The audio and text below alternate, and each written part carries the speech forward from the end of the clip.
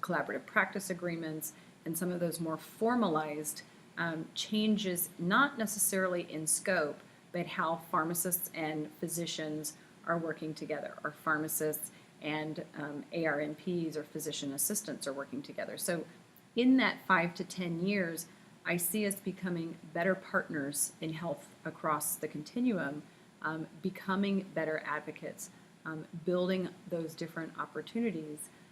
And I want to say that I believe we have enough students coming up to continue to move the profession where it needs to go.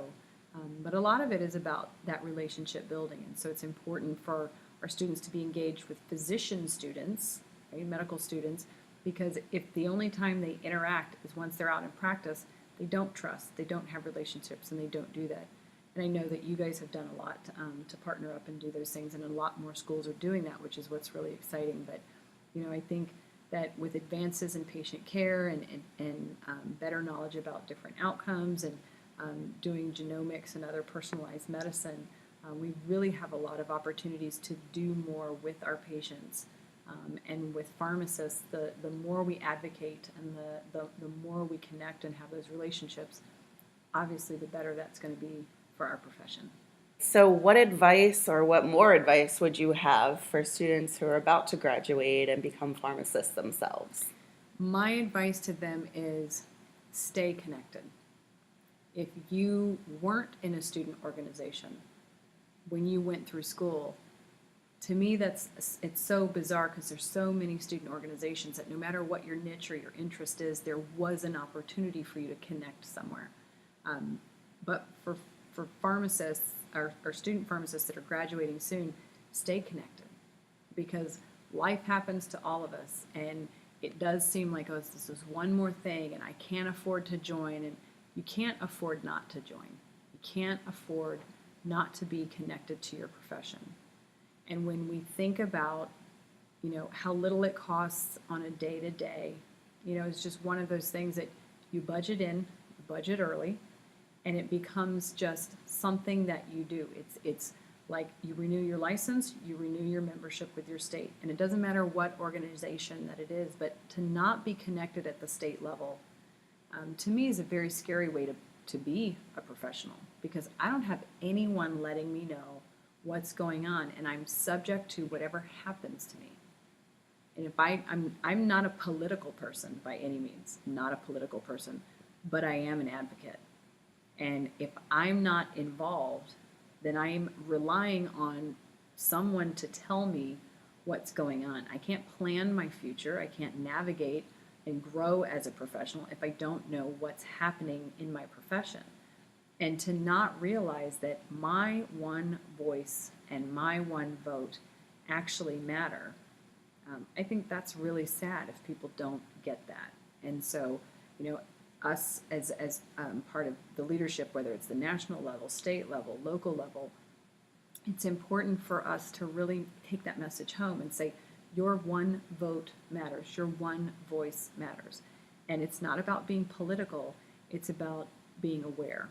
And we want to make sure that pharmacy students become pharmacists that are active and aware, that they're willing to do what they need to do to help those who want to be in the forefront. And that's by supporting it through their membership dues. And if people are interested, to reach out and say, hey, I don't know anything about anything because I'm new here, and we've all been in that place, but I don't know anyone who's ever been turned away from an opportunity to be mentored.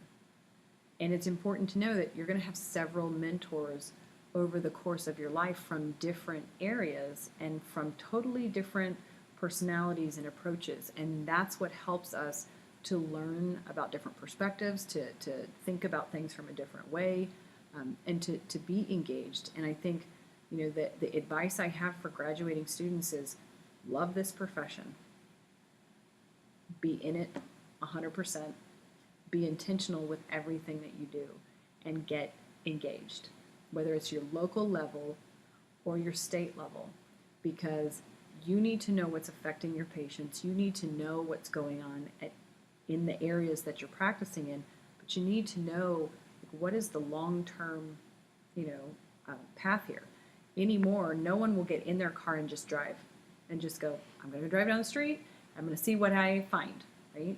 We all have an intention and a plan for where we want to go. We're all Google mapping it out. We need to apply that to our profession. You need to know, where do you want to go? What do you want to do? What do you want to see? What do you want to get?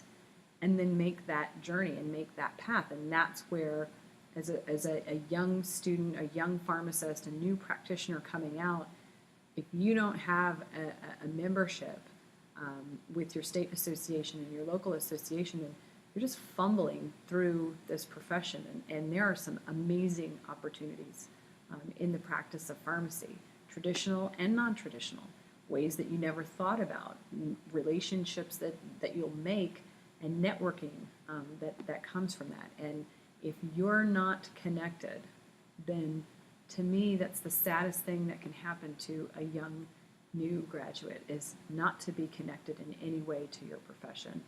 And what we need to do is we need young leaders to stay connected, and we need them to continue to recruit. And those are the things that continue to build a very strong profession. Absolutely. Thank you so much for taking the time to answer some questions and to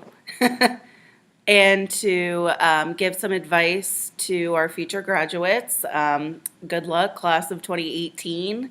Yay, and go. Wait, I can't do this. I can't do this. Yep, she got it. And go Gators. So thank you guys, and I hope you got something out of this and some inspiration, because every time I hear Dr. Angela Garcia speak, it makes me want to go out and do some stuff. Crazy stuff. Even though it's like 10 o'clock at night, I'm like ready to change the profession. Awesome. All right, signing off.